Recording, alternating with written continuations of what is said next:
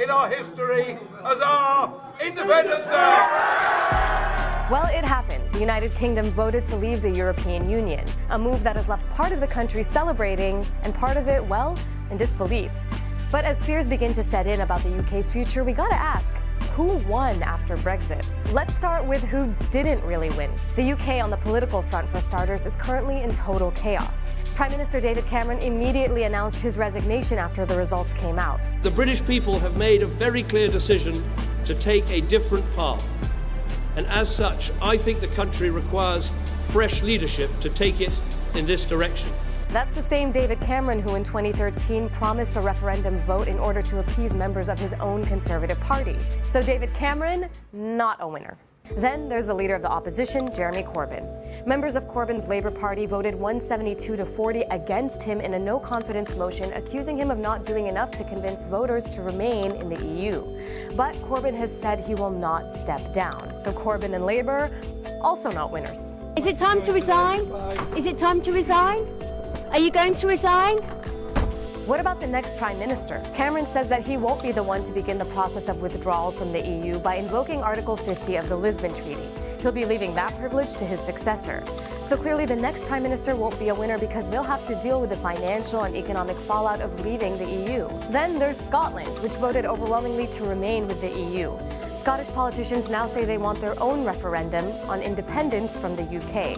So the next Prime Minister will have the task of trying to keep the union together. But who's up for losing the most? Well, the people. Pensions are in trouble, the pound plummeted to a 31-year low, and over $2 trillion were wiped off from the global market. And immigrant workers especially are in trouble. Much of the Leave campaign's rhetoric focused on stoking fear of immigrants. Reports say dozens of racist incidents have occurred in the days since the referendum. But it goes beyond that. Being an EU citizen means that you have the right to live, work, and reside in any EU member country.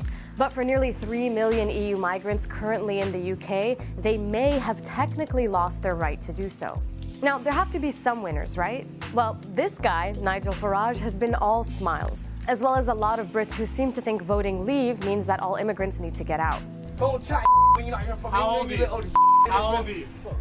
How old are you? What are you, 18? 19?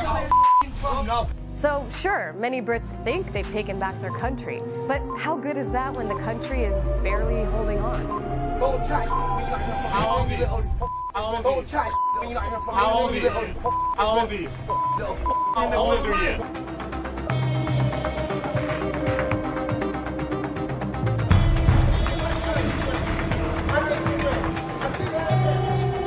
Take you little immigrant.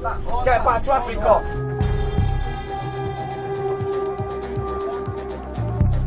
You get off the tram now. How old are you? Get off the tram now. Bro, I'll waste you. I'll waste anyone. What are you, 18? 19? Tram now. I've been here longer than you have. Listen, youngins, you a dirty little muck. Don't You are extremely ignorant and not very intelligent.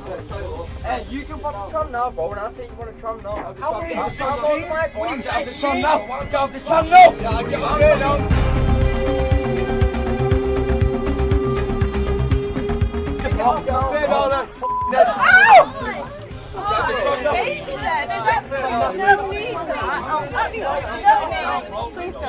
What are you, 16? Get off with a bottle of beer.